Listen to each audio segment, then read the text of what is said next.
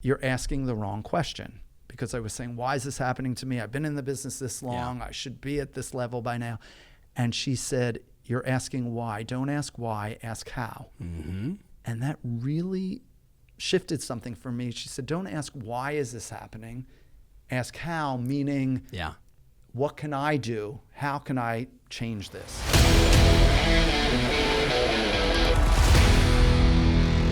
Hey, welcome back to the podcast. Tom Ferry in the house with my dear friend, Steve Cohen from New York City. Today, we want to talk about business lessons. We want to talk about selling luxury real estate. And we want to talk about the climb of actually building a business and doing it in what many would argue to be one of the toughest real estate markets in the country, and tough in a lot of different ways. So Stephen, for the people that haven't met you, whether it's at a summit or a lead or any one of the events, give us just a little background, like how long you've been in real estate, when did you get started? What's the journey been like? Like, who is Steve Cohen? Okay, so Steve Cohen. So I have a team, the Steve Cohen team. There's 5 of us. I've been in real estate for 19 years. And the journey's been great, ups and downs, but overall it's been great. Hey, what did you do before? So I've always been in sales, some type of sales. But prior to my first job out of college was selling radio and air advertising. Really? Radio and television advertising in Washington, D.C. And then I lived overseas for many years, and I worked at an international nonprofit and did development and fundraising, which is also sales. Yeah. And then moved back to New York City, and I worked at Business Week in McGraw-Hill. Yeah. And did international sales for them. And listen, you've traveled a lot. I remember sitting, you and I and Bill Pipes having lunch. You remember feels at like Fred's. a million years ago, right? Fred's at Barney's. In the city. And you told us sort of about this sort of adventurous side of your life. Like before we're going to get into a lot of business stuff, but give some people some context. Like you talked about working for a nonprofit, but you were doing nonprofit. You were also traveling and having, I don't want to say an exotic life, but an adventurous life. Yep. So give us a little taste of that. So after college, I went to Penn State, and I lived in D.C. with 3 of my buddies. And that's when I was working in advertising. Yeah. And decided I needed to go travel the world. So I'd made some money, decided I'm going to go travel for 6 months to a year. That ended up being 6.5, 7 years because opportunities just kept opening up. Yeah. And I knew I always have had strong gut intuition and premonition. Yeah. And I knew somehow I was going to have a spiritual awakening. Mm-hmm. And I thought, well, of course that's going to happen in India or Nepal. Sure. And I had no desire to go to Israel. Yeah, I was going to ask. Like, nice Jewish boy, didn't want to go to Israel. Yeah. My mother, people were meeting me at points along my trip, and my mother said, can I meet you and we'll travel? I said, sure, pick a country. She said Israel. And after my mother left, Israel's where I had my spiritual awakening and started learning more about my Judaism. That's where I started working for a nonprofit. That took me to South Africa, Australia, back to LA, the Soviet Union, and a lot of other travel. Yeah. Ended up living in South Africa for 1.5 years, and for a stint in Australia, and would travel. And again, opportunities just kept presenting themselves, and I just rolled with it. So many, many moons ago, my brother and I used to play this game called The Perfect Game. And the perfect game was basically whatever happens, it's perfect. Mm-hmm. But then it morphed into whatever gets offered, see it as perfect. Right? So basically the whole goal was like, don't just get locked into this lane of your life, but be open to new work, new relationships, new possibilities, new adventures. And when you first told me that story, that's what was in the back of my mind. Like you just kept saying yes to opportunities. But I got to ask for the listeners right now, was it scary? Like you're going to a whole new city and starting over. Like that sounds a little scary. That was exciting for me. I'll tell you what was scarier for me was, am I being left behind? Because so this is the 90s and all my friends are going to law school. Yeah. Their careers are beginning to progress. And I'm thinking, I know I don't want to do this forever. Yeah. Am I going to move back home and be, 5 years, 6 years, 10 years behind? Now I look back, when I moved back, I was 30, 28. Yeah. No one had their shit together, essentially. Exactly. Do you guys hear that, by the way, talking to my team? Just heads up. So when do people actually get their stuff together? I'm still working on that. So with my 2 kids and my partner and my business. Yeah. Yes. No, I think it was scary. I was worried about others. Yeah. And I guess the older I get, the less I worry about others, thank God. Yeah. So no, the scary wasn't, that was exciting. And Yeah. South Africa, Australia, they're like second homes to me, and I go back often. And my friends and family, I'm in touch with people there. I've had really incredible experiences and deep relationships. Yeah. Well, that seems to be the story of your life, especially the deep relationship side. But we'll get into that in a minute. So I want to ask, so you say 6 months to a year. It turns out to be 6.5, 7 years, right? And no regrets, unbelievable adventure, lots of new relationships, lots of contribution. Why did you decide on New York City, and how did you decide on real estate? Okay, so I was living in South Africa, and I thought there was a huge broker there who sold these magnificent homes, Pam Golding, and I thought maybe I'll stay in South Africa. I started this nonprofit there, and my board were some of the most powerful and wealthiest business people in South Africa. So I had the ins. Yeah. But I felt I wanted to be home near my family, my friends that I grew up with. Mm-hmm. Philadelphia felt like that was really moving home. It was too provincial. Too close. LA felt too far if I'm moving home to be near family and friends. So New York just made sense. Yeah. So. And then how about real estate? So real estate, I've always loved homes. It's one of my passions. Mm-hmm. You know, I come out to LA a few times a year to see clients, have meetings, see you. And when I do, I'm either previewing for a client or, Jeff Hyland was taking me around seeing certain homes the other day. And I know these homes because I've studied them for years. Mm-hmm. I'm obsessed with them. Yeah. Do you think that that's a key characteristic that agents have to have? I think it helps. I think it's great to be passionate about whatever you do, but I don't know that it's a must. For me, I think loving what I do and what I'm selling is definitely important to me. Loving people and loving relationships. Yeah. When I was considering, when I moved back to New York and then I was considering real estate, I thought commercial or residential. I knew it had to be residential because of my personality, but I thought, check out commercial.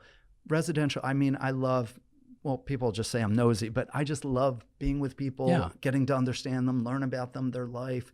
The details that I remember about people 10 years later, they're amazed that I remember these conversations. Yes. That's a gift.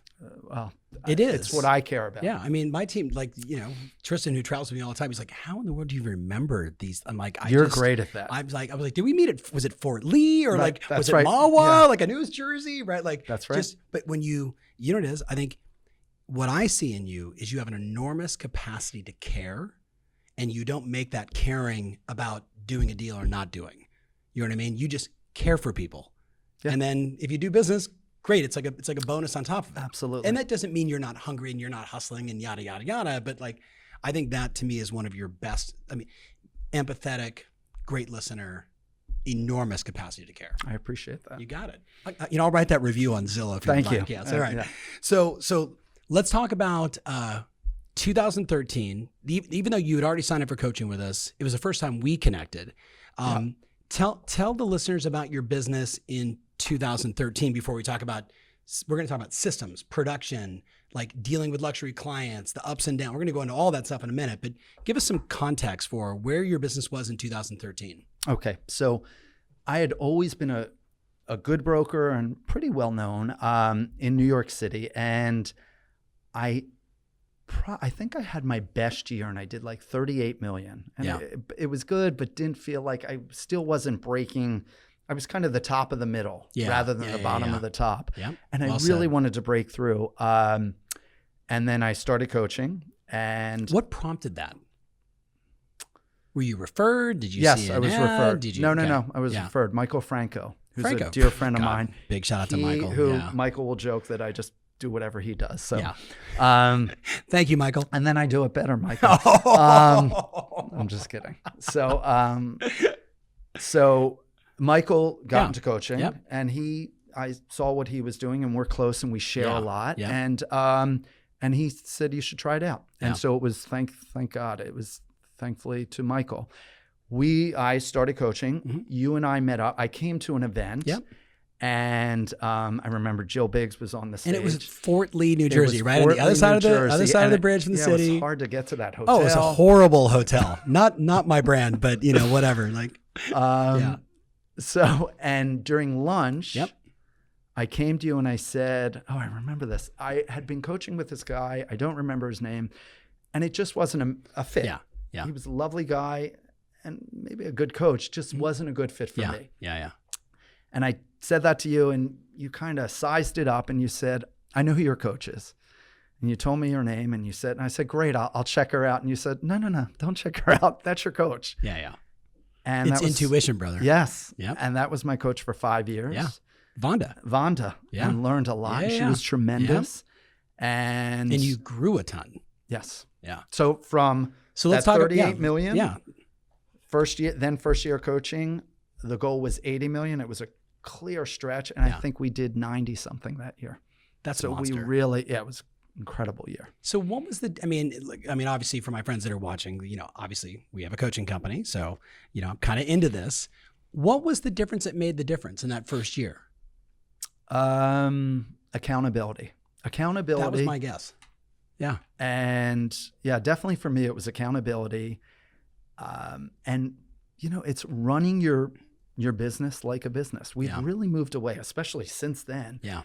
If you want to be successful in real estate, there are big players and they're running their business like a business. Yep. It's not just throw it at the wall and see if it sticks. Yeah. It goes beyond, I like houses and people. Yes. Right. Yes. There's actually infrastructure and we're going to get into that. The industry's changed big time. And there's much bigger money in it. Yep. And, all the reality shows, I get more, I've always gotten calls, people that want to go into real estate. Now, though, I get calls from kids in college who are saying their first choice. It used to be your third career. Now, kids from college are calling saying, I want to do this. Can I meet with you? Yeah. Yeah. What's that like, by the way? Getting calls? What do you tell them?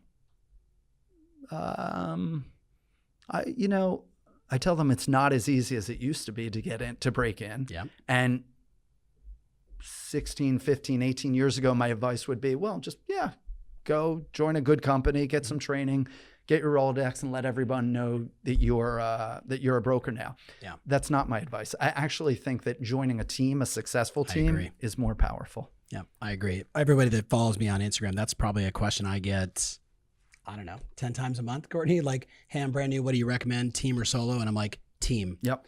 Leverage their assets, leverage their experience, leverage their listings, leverage their sort of brain power, and you'll mature much faster.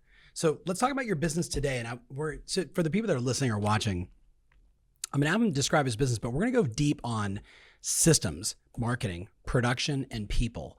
And what I really want to touch on was sort of our one-on-one before we walked in here was that you've really built a business, and a business is built on systems and automation and people and process, not so much gut and reaction. So we're gonna try and break down as many of the systems as possible and go deep on that. So, but just give us kind of high level, how many people on the team today? You mentioned 5.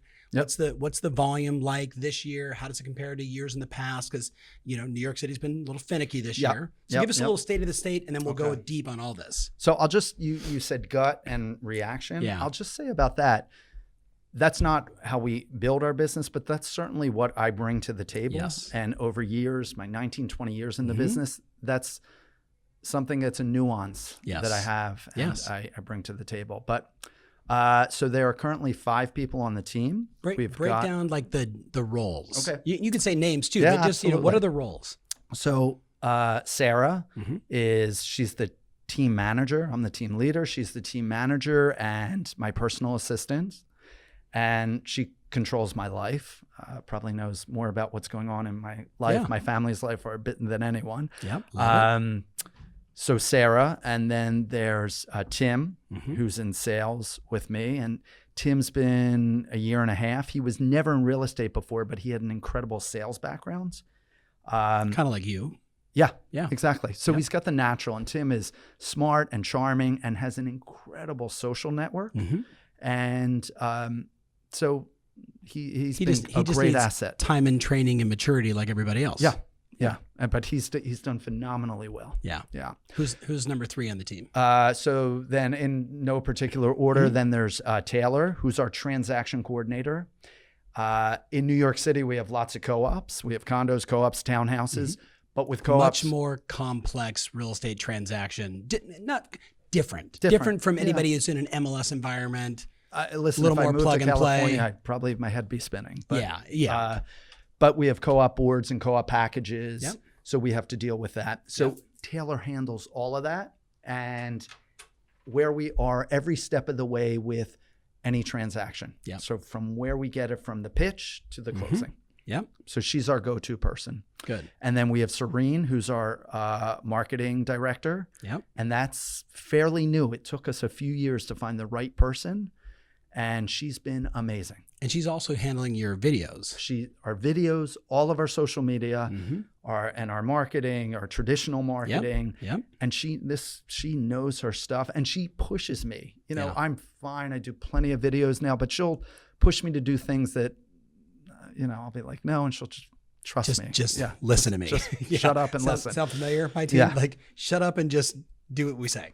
All right. And then there's 5 of us. Yeah. Are you the 5th? I'm the 5th. Okay. And then we had Rob, who you know well. Yes. And Rob Rivera. Talk about that. So Rob's been with us, we were together 5 years. Yep. And then Rob went on. He's now partnered with someone else. Yep. And about 2 months ago. And, it's so amazing when we were together for so long, knew each other so well. I was just at his wedding. Yeah. That when it's like a marriage. It just it was time for him to move on. Yeah. And we were going in different directions. And thank God it ended beautifully. So well, and that says a lot about, and this is a very important distinction for people that are listening right now. He just revealed something that most people are afraid to talk about, which is people leave.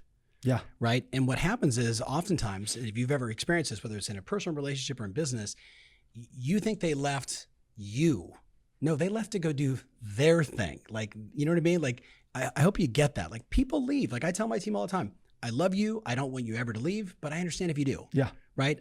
I'll try and be the best CEO for you. And if a better opportunity goes up, go do your thing. Well, I have to tell you, it got to a point that I think we were cheating each other, and I was cheating Rob by not saying, Rob, we got to enough. Like, we know what we have to do. Yeah. You got to go. Yeah. And I think if he was standing here, he'd say it was the right move. So 100%. Big shout out to Rob. Yeah. Super human. And you guys had a fantastic run together. Yeah. So he's much better than me on video. You guys are different.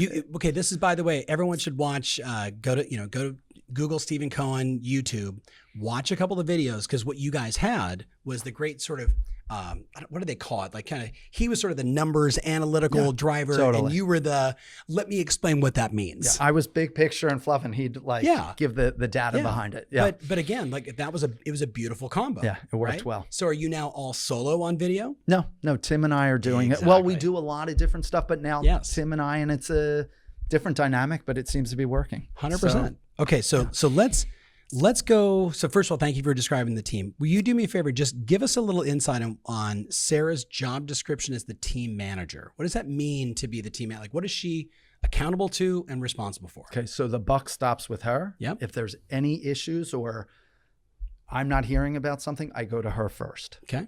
She also keeps a pulse on the team. She's like the mother hen of the team. Yeah. And she'll come to me and say, even something as simple as like, we should all go for drinks next week. We need an out of the office. We need some bonding. I take the whole team every year. We come to Summit. Yep. That's like one of the greatest things. It's bonding. We have so much fun, but we come so pumped. It happens third and fourth quarter. We rock it because we come pumped with ideas. We brainstorm there, and then we come back and we implement. If it were just me and one other, we'd have to come back and explain it all, and we couldn't do it justice. Every team leader, I hope you're paying attention to that. 6 years ago, I stopped going to seminars by myself. If I didn't bring my CFO, the COO, the president, the head of marketing, head of engineering, because I'd come back, same thing. You're like this. Okay, I just came from this seminar. Here's the 9 new, and they're like, look at you like, we've been home working. You've been on vacation, drinking, and hanging out at a real estate conference, right? Like everybody gets that dynamic, right? So I love it. Plus with me, it's ADD. So I'm like, well, he kind of said this. I don't know what he said. Well, go Google that. Here's the concept, right? Okay, so so you gave us sort of the, she's the mother hen, but she's the one everybody reports to? They report to her. She does all of our scheduling. Yeah. She knows where everyone is, open what's house happening, schedule, what's transacting. appointments. And again, the buck stops with her. Yeah. It's Taylor and Serene's responsibility for the marketing and with the transaction and where we are at every point, but she keeps them in check. Yeah. So again, if something's falling down, I go to her.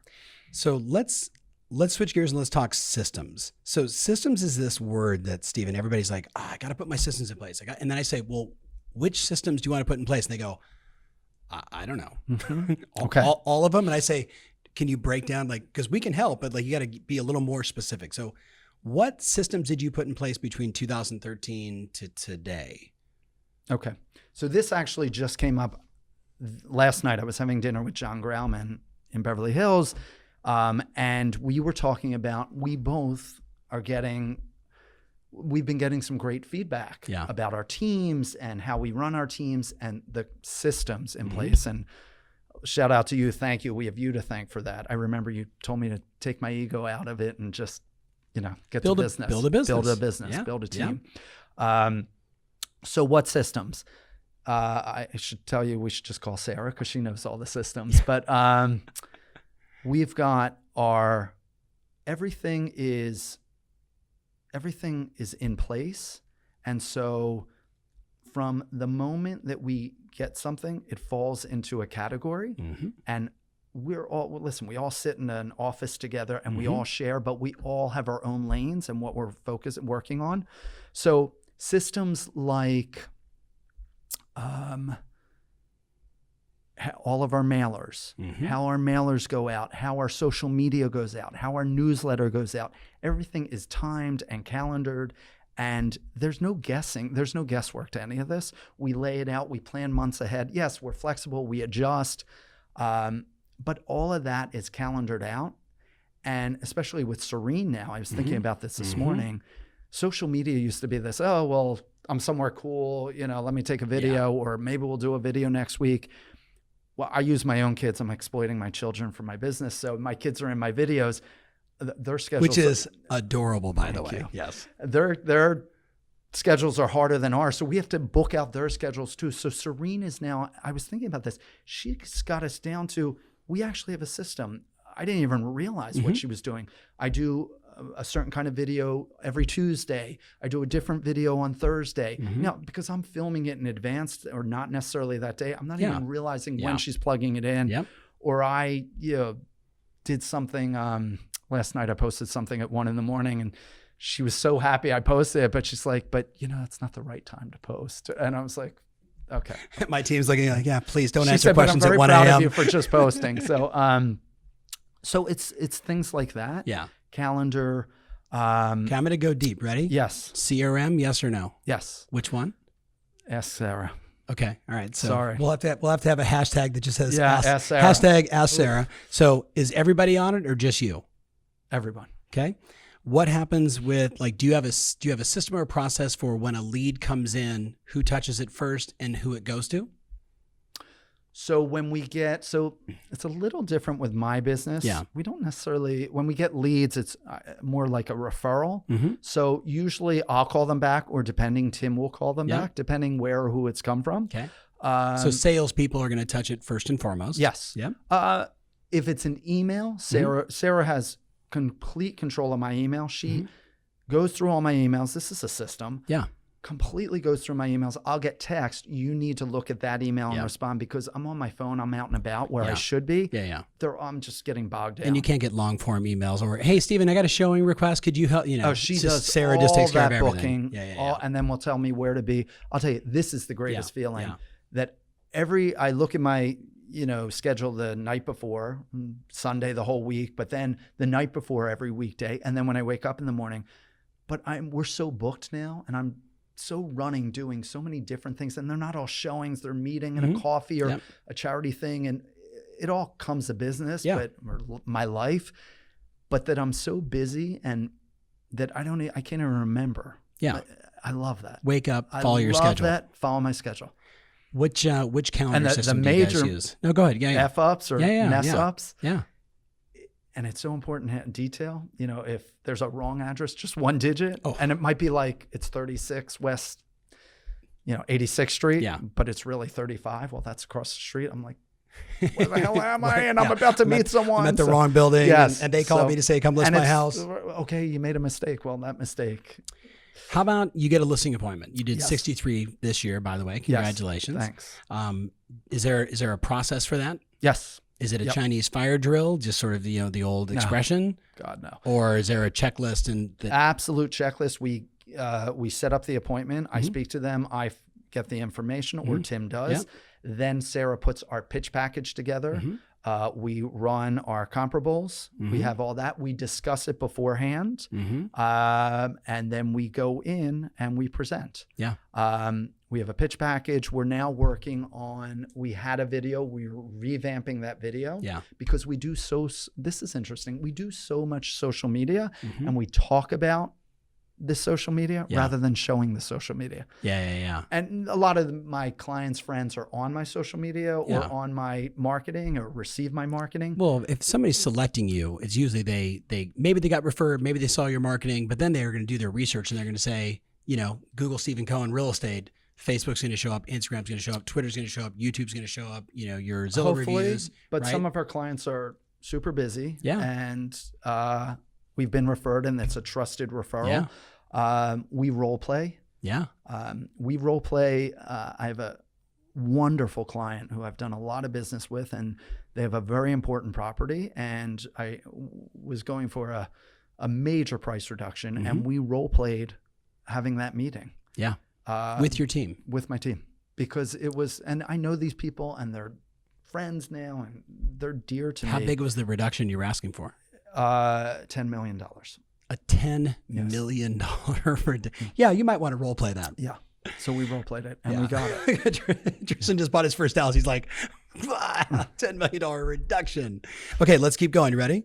How about you don't get the listing? Is there a checklist for how you follow up? Yeah. If I don't get, first of all, I follow up to see if I'm getting it or what's going on. Yes. So we have a lot of situations. I'm in a situation now. They literally said to me, "We love you. You gave us a price. We're in a dicey market right now. Yeah. It's an interesting time in New York City."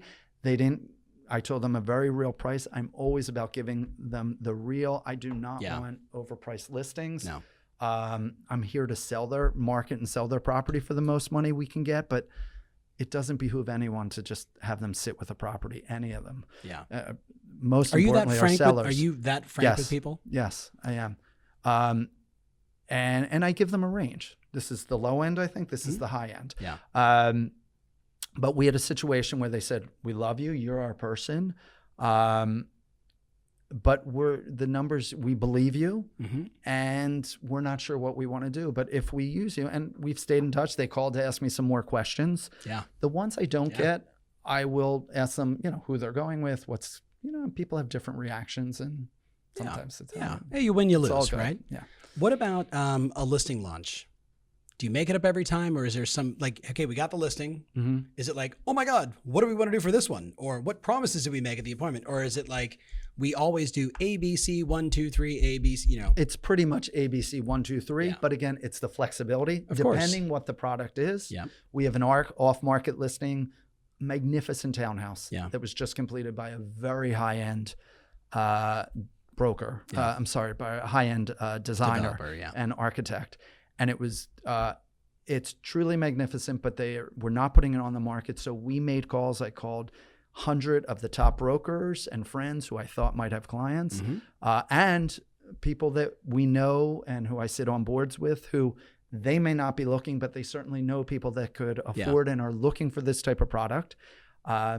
So that one's a little different. So it's bespoke. We have our checklist. Yes. But then we ebb and flow from that, from that checklist. So I want to move into marketing, but I want to go back and just ask, how is all of this hashtag ask Sarah. Yeah. How is all of this different from how you were operating in 2013 or 2012? 2012, it was just me and an assistant.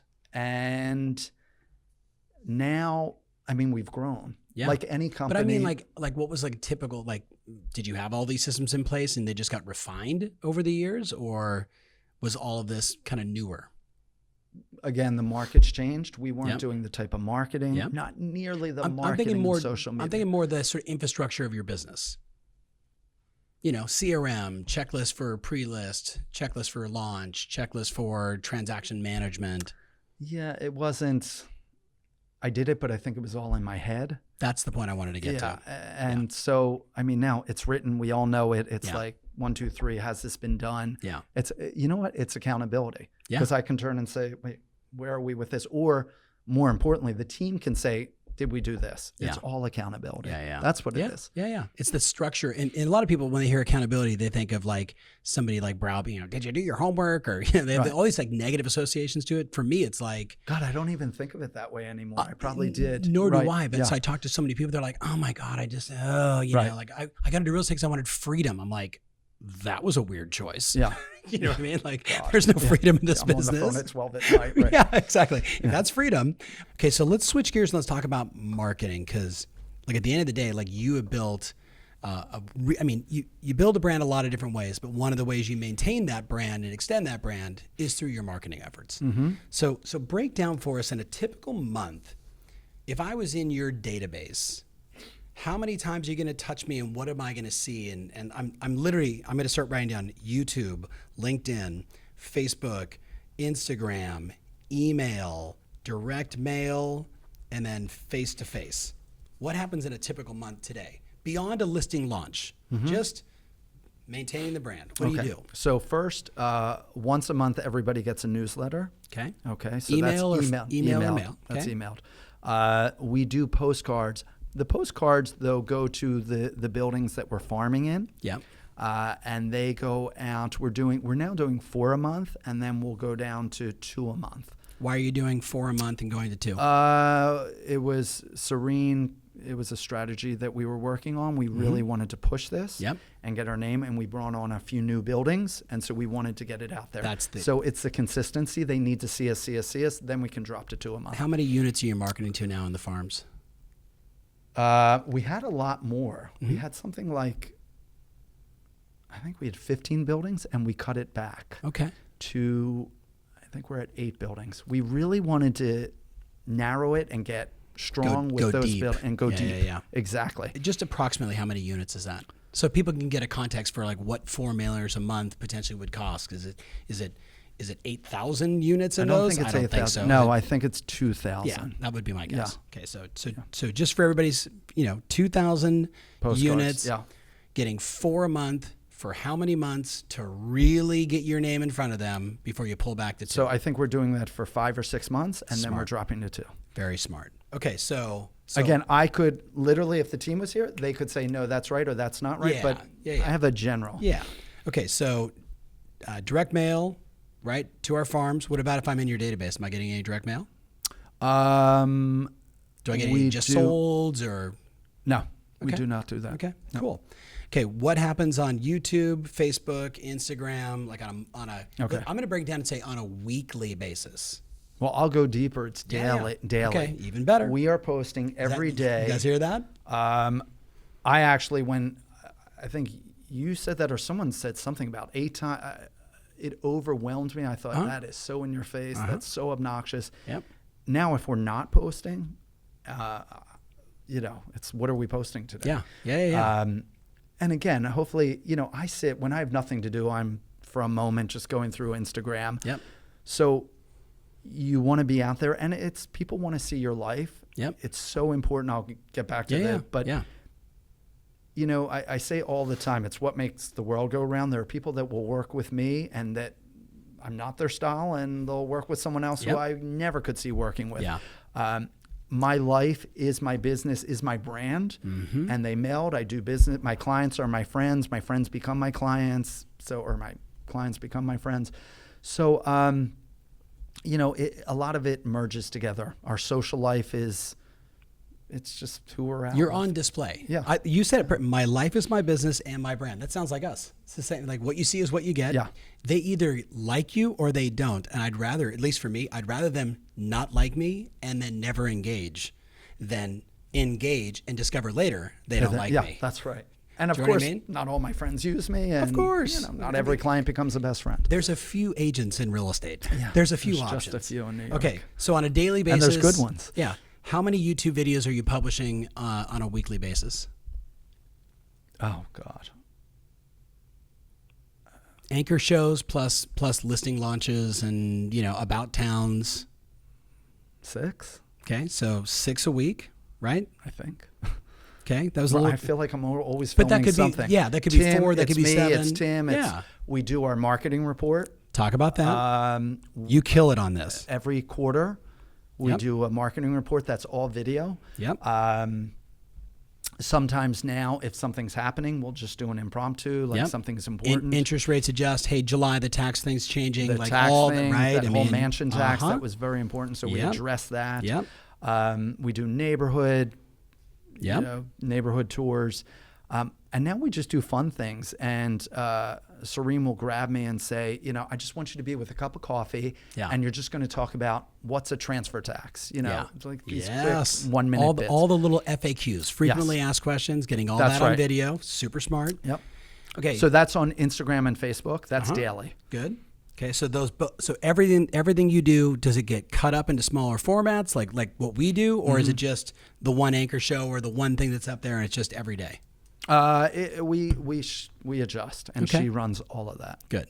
She's my expert. How important was it for you to get Serene in your business to actually make all this fly? So we were doing it, but it was stressful, and it would fall to the wayside because marketing always does. Yep. And I'm not a marketing person.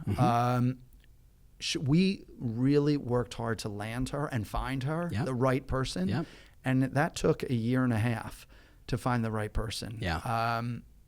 Now that we have her, she's a godsend. She's amazing. Yeah. Thinking about it now, like that it all just happens now. Yeah. Or she just says, make sure you wear a suit tomorrow because we're doing this, or, be casual. So it's amazing. It's actually great. This is like the quintessential sort of power of a team, right? Yeah. You got to trust them, because I know it was hard for you in the beginning. Like, were you natural for video, or did you, was it a little struggle in the beginning? I remember 3 years ago, I still have the video. My assistant at the time, we tried to make a video, and I just said, all right, this isn't working. We'll do it tomorrow. And then 4 months later, I think we made the next video. What's great now is I'm out just doing what I'm supposed to be doing, selling, negotiating, meeting people. Yep. And so when I'm out in LA and having dinner with Chris Cortaz or John, or seeing some beautiful homes, or previewing some properties, or seeing clients, I can that's just fun Instagram with me. Grab your phone and start shooting some video. But it's not like, oh my God, if I didn't get that, we're not being seen for. She's got collateral. Yep. And before we leave the office to do anything, Serene's telling us, make sure you get collateral for me. So, Yeah. Okay, let's switch gears. This has been awesome. I want to talk to you about 3 questions. Biggest lessons in this journey, advice you have for luxury brokers that want to go to the next level, and quite honestly, same thing for newer agents that want to break into luxury. Which one do you want to hit first? New agents, experienced agents that want to go to the next level, or sort of big lessons along this journey? So I guess the biggest lesson was something Vonda taught me. And it goes with mindset. And she said to me, so there was a situation where I was working with a very wealthy hedge fund guy, and he was looking for an off-market townhouse, and it was like a needle in a haystack. And so I had to find something. It wasn't going to be something that was just listed. It was very particular. And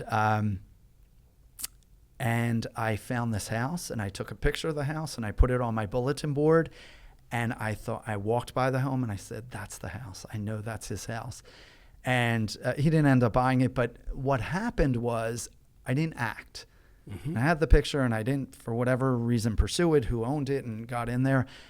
And then when I finally did, it turned out another broker had taken him to see it. And I was on the phone with Vonda, and I was venting, whining, whatever I was Bitching, doing. complaining. Yes. It's not And there. she said to me, "You're asking the wrong question." Because I was saying, why is this happening to me? I've been in the business this long. I should be at this level by now. And she said, "You're asking why. Don't ask why, ask how." Mm-hmm. And that really shifted something for me. She said, "Don't ask why is this happening. Ask how," meaning what can I do? How can I change this? So it's taking ownership. Yeah.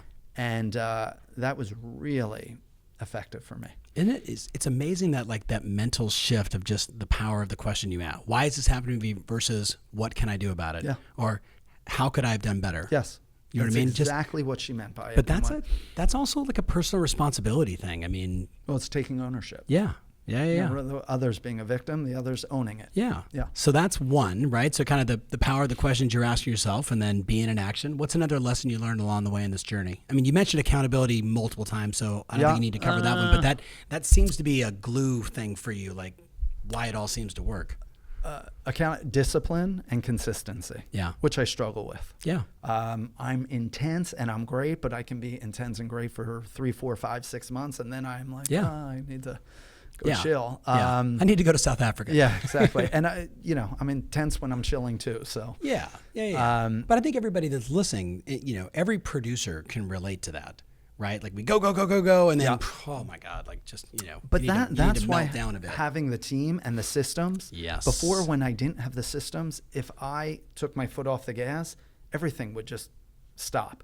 Now everything keeps going. I might just take my foot off the gas for a little while, but everything's still going. Yeah. I'm out in LA for 5 days. Yeah. Nothing's changing in New York City. It's all moving forward. Yeah. I'm on calls and I'm speaking to people, but nothing's changing. That's the thing I want everybody. It's almost like you should rewind this right now and just listen to that, because that is the, like, people talk about like why a team is great. When I take my foot off the gas, the team is still rolling. That's right. Everything else. So Serene's gonna text you and say, wear a suit on Monday because we're filming this. That's right. Like all that stuff's happening behind the scenes, which allows producers to produce. Yeah. I'm not worrying about that. I can clear my head and just be present with who I'm in front of. Bingo. Okay. Best advice you would offer to a luxury broker who wants to go to the next level, who wants to make that jump from 38 million to 100, or like you, 100 to 300 million. Like what do they have to put in place? What do they have to do? What's your advice? Set the goal. Yep. See the goal and visualize it. Now that's a little, I don't know that I have. Simple. Yeah. That's mindset, obviously. Yeah. And what about from a tactical standpoint? Ask for the business, which is something I had to luxury learn brokers to don't do. Yeah. I used to see it as needy and desperate. Yep. And yet everybody in New York talks about real estate and wants to talk about real estate. And listen, we do everything. It's not like every deal I do is this magnificent property. I have great properties that are 2 bedrooms and I love selling them. Yeah. But I see some really great, sexy, fun stuff, and people want to talk about that and see that stuff. Yeah. So ask for the business and talk to people, and don't be afraid to let people know this is what you do. So this just happened to me recently. We're on the board of the Manhattan JCC, and I have this great townhouse I mentioned that's off market. Another broker walks in, and I see her client who she's coming with, and she had given me her married name, and I know her as her maiden name. And I know you, and big hug and kiss. And she turned to me, and she's new to the board, and she said, "Oh, I didn't realize this is what you do." Yeah. Ooh, did that sting? That hurts. Now, the only thing is she's new to the board. Yeah. So she she's only known me 3 months, but ooh, that hurt. Yeah. And not that, listen, she's working with a great broker who's a friend of mine. Yeah. She may never work with me because she has this relationship, but Bingo. Everyone should know what I do. Bingo. That's a big one. Okay, so I'm going to hit you with the... And this is 19 years in where a lot of people know what I do. It still happens. For sure. Yeah. So that person that wants to go to the next level, don't they have to put the infrastructure in place? I would say so. Yeah. Definitely. I mean, it was the game changer for you from 38 There's to, no you know. question. Yeah. Absolutely. Yeah. Because again, so you free yourself up to be doing this, be present, be in front of people. It's what we should be doing. Yeah. We should be out with people. You know, the funny thing is every, you know, I have the best like job on the planet. I get to talk to the best people all around the world about what they do and how that, you know what I mean? And like Greg Schwartz, who used to be the president of Zillow, said, nobody synthesizes the best people like you do. And I was like, cool. I appreciate that comment, right? No one likes to talk about the operational stuff. Everybody likes to talk about you got to be disciplined, you got to be scheduled, you got to get your mindset right. And all that's true. And yet I had to prod you and say, well, what about the infrastructure? Like, why isn't the organization process checklist as sexy? Oh, it's so clear. Well, forget that it's not sexy. It doesn't come natural to a person like me, a people person. Yeah. It's not what I do. It's never been what I do, but you can learn it. Yeah. So this is something I really learned from coaching that I used to say, oh, I'm not good with numbers. I hate numbers. I'm good with numbers, commissions, and negotiating. Yeah, exactly. But beyond that, managing my own checkbook and dealing with the, my clients, these big financiers, they understand the numbers. But it's not true. I love my numbers. I am so down in the nitty gritty in my numbers. I can tell you what our GCI is, where we're tracking, how we track it, how many. So this is where the business coming from. Like you just showed me like everything on his like color chart, graph, spreadsheets. Charts. Like it's everything. So is you know detail. Where that Sarah was out sick Yep. for 5 days. And I was like, oh my God, you got to come back. She came back with, she's like, I was bored in bed. She made all these charts, graphs. I love it. Yeah. So the business building is sexy because it lets you do what you want to do. I carry those charts around with me. I study them. I analyze them. Listen, when business is down, they're not as fun to look at, but when they're growing or when we have our team meeting we're always meeting, but we have our official team meeting once a week, Tuesday mornings. And when we break it all out and they show up, they give the update of where we are with all of our business. And Sarah will say, guys, we're actually 97% of our goal. Yeah. We can do this. 3%. Come on. So let's close. push. Right. Yeah. So, yeah. Okay. Let's finish with one last question. Best advice for new agents, even though we kind of talked about it in the very beginning with the amount of people that are calling you and saying, hey, I'm getting out of college, thinking about real estate. Some person, hey, I saw you at a Tom Ferry event. I'm 3 months in the business. How do I become a successful broker in a luxury market? First and foremost is you have to be yourself. It's impossible to be anyone else. Yep. You need to be authentically and vulnerably yourself. Yep. I don't know if that's a word, but be vulnerable and be yourself because. Why? Because you otherwise you're faking it. And you can be yourself the strongest than you can be someone else unless you're an actor. Yep. And you find your tribe that way. You find your tribe. You'll attract your type of people, which is who you want to work with. And years ago, you say, what was it? You're just not my people. Not in a bad way, but like, okay, okay. We don't vibe, and that's cool. Move on. I vibe with these people. Yep. So I think that's really important. I didn't say that to Steve Cohen, in case you're wondering. Oh, no. But you were talking about clients. It was a big, on stage kind of thing. I think that's really important. Yeah. I think of brokers in my office who I respect, and I say, I tease, I want to be you when I grow up, or I used to say that to them. Yeah. But God, some of them I've taken what I love about them and what is authentically me and I can implement, and then others, I respect their business and I love them as people, but we are so different. I could never work the way they work. Yeah. It's just different. Yeah. All over the place, no systems, no organization, no process, and you know what? It works for them, and they're successful. It does. That's the beautiful thing about this business, right? If you really think about it, like at the sort of cream of the crop, whether you're doing high transactions or high sales volume or a combination of both anywhere in the country, anywhere in the world, there's still nuances. Some people are just turn and burn, massive number of listings. Who cares where we price them? And some people are like, I'm only going to take a small amount, but it's going to be done the right way. Like, that's the beautiful thing about real estate. It's an entrepreneurial's dream if you really look at it. It really is. And if you run it right, it's really a dream. Yeah. Stephen, this has been super great. And I know you got to, get into more meetings, and we had a little coaching session, but it just, your friendship, how long we've worked together, watching your journey, watching like married, family, just, listen, we've come a long way. I love you, buddy. You've done very well. So, hey, if somebody wants to reach out and ask you a question, what's the best email for them to get you at? So, SAC@corcoran.com. And on Instagram, Stephen Cohen NY. Yeah, and I would definitely go to his YouTube channel and check out, because like there's a few of my clients over the last decade or so that I've been like pushing. Steve got it, and now like the content you're putting out, the first couple of videos were like my first couple of videos, right? Yeah.